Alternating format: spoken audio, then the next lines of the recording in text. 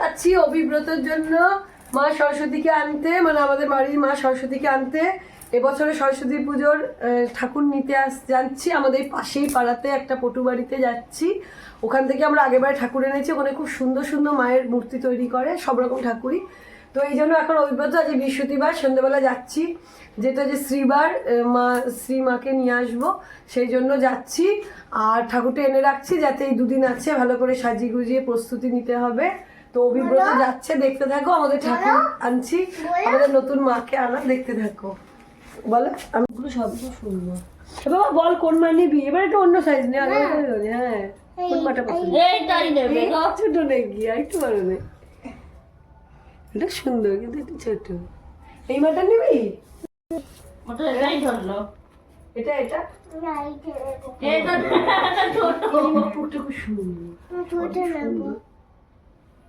ছোট নিলে খেলতে সুবিধা হবে।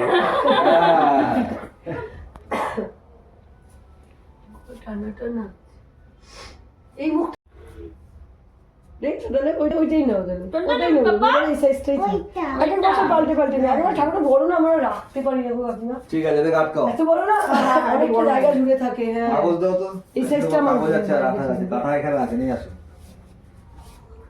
ঠিক আছে, ছোট বড় মিলিয়ে মিলিয়ে নিতে হবে, প্রত্যেকবার বড় নিতে হ্যাঁ, হবে। একটু পাল্টে পাল্টে নিলাম, ছোট বড় বড় না। তারপর যত বড় হবে আস্তে আস্তে বড় হবে ঠাকুর। হ্যাঁ উঁচু করে উঠে ঠাকুর বাড়তে থাকবে। হ্যাঁ, এবার স্কুলের পুজো আছে, স্কুলে যাবে। আমার মামার শরীর খুব ও সরস্বতী মাকে মন্ত্রটা শুনিয়ে দে, জয় জয় দেবী। শোনা উদ্বোধন হয়ে যাক। একটু মন্ত্রটা শুনিয়ে দে বাবা।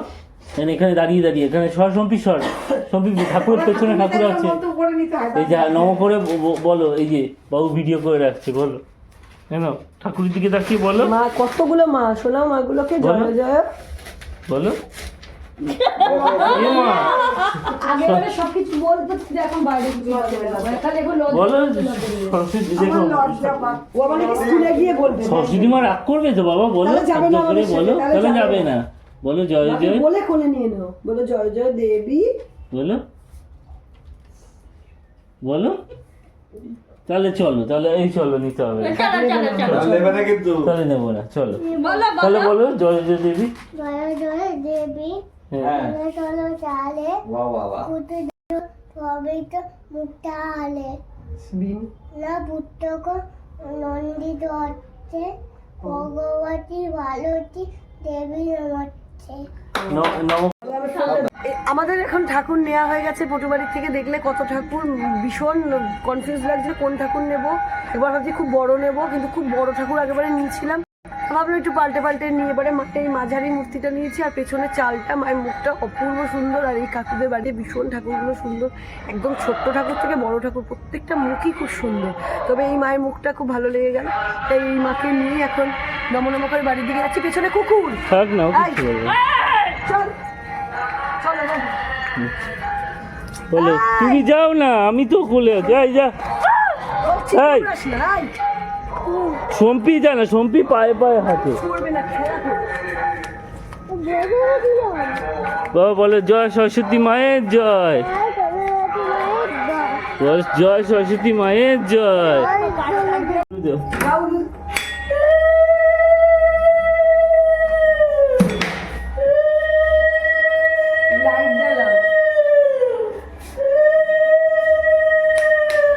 দেখ ওই সরস্বতীকে বল, দিদি তোর একটা বোন চলে এলো। দিদি একটা বোন চলে এলো। ওটাই তাহলে পুরো আসতো, পুরো বাইরে না যায়। সব রেডি পঞ্চমী লাগছে, বসে গুছাতে গেছে। আমরা একেবারে 11টার সময় বাইরে যাচ্ছে কেন বাবা, বাইরে যাচ্ছে কেন? করি, কিন্তু অত বেলা বুঝলে বাচ্চাটা স্কুলে যাবে কখন? সবাই বললো যে সবাই একটার মধ্যে আসবে। আস্তে আস্তে আস্তে করো, বাইরে চলে যাবে। ধরে ধরে করো, সাইড করে ধরে ধরে করো। বারবার বলে দিয়েছে, স্কুলের নিয়ম একটা, প্রথম বছর আর বলবো। ওর বাবাকে বলছে, সন্ধ্যাবেলা ওর বাবা ফোন করছে, বলছে একটা বাইরে না যায়, খাতার দিকে তাকিয়ে। জানতো না, আমি তো নোটিস করে এসেছি। তারপরে আমি আবার ফোন করলাম, বললো ঠিক আছে তাহলে একদম 12টায় আসবো। বলছি হ্যাঁ, আমি 5 মিনিট আগে জন্য রং করছি।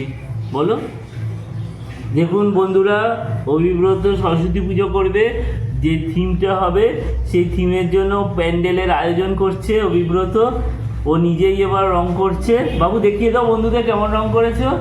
এখনো হয়নি। আচ্ছা এই দেখো, আচ্ছা, এই যে অভিব্রত রং করছে। সোজা হয়ে বসো, শুয়ে পড়েছো কেন? অভিব্রত সোজা হয়ে বসে বসে করো। আমি পাচ্ছি না। আচ্ছা আচ্ছা না না না না না না না না করছি তুই তাড়াতাড়ি হচ্ছে বাইরে বেরিয়ে যাচ্ছে আমার বাইরে বেরিয়ে যাচ্ছে আস্তে আস্তে করো বাবা।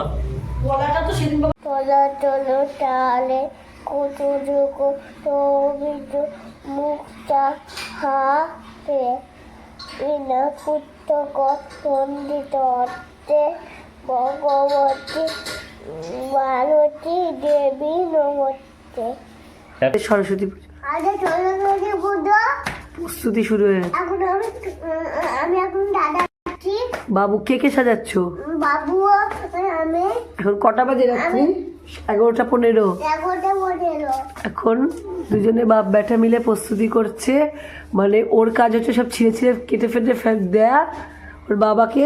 আর এই রংগুলো অভিব্রতই করেছে। আর এই রঙ সব অভিব্রত কালকেই রং করে রেখেছে, মানে ও তো এখনো ছোট, পুরোটা রং করতে মানে ও রংটা করতে পারে কিন্তু আঁকতে তো এখনো শেখেনি, এখন তো রং শিখছে।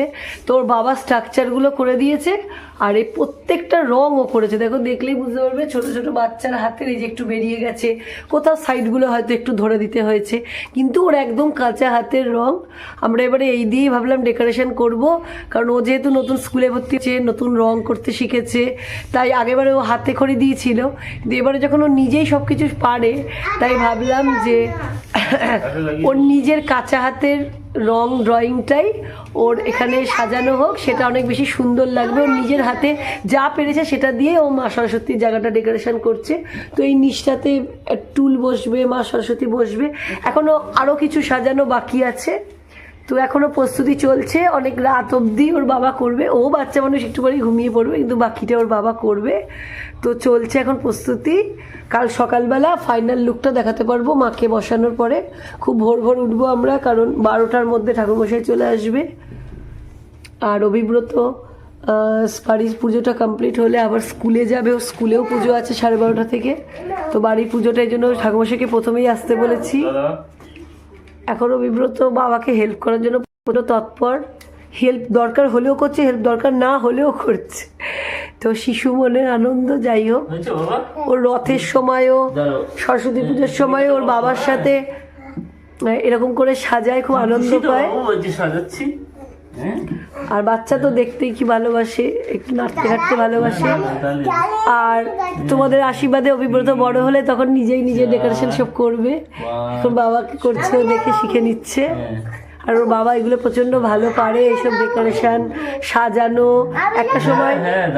একটা সময় ওর বাবার ক্লাব ছিল, ওখানে ওর বাবা নিজের হাতে করে সরস্বতী পুজো করতো, সাজাতো, ক্লাবের পুজো নিজের হাতে করে ঠাকুর আনা, রাত অবধি সাজানো, এইসব করতো। তোর বাবা এইসব কাজ খুবই ভালো পারে। এখন ছেলেরগুলো এই জন্য খুব আনন্দ করে দেয়। এই যে দেখো, বাবার সাথে এখন বসে বসে এই যে পাতা ফুল কাটা হচ্ছে, এগুলো লাগাবে।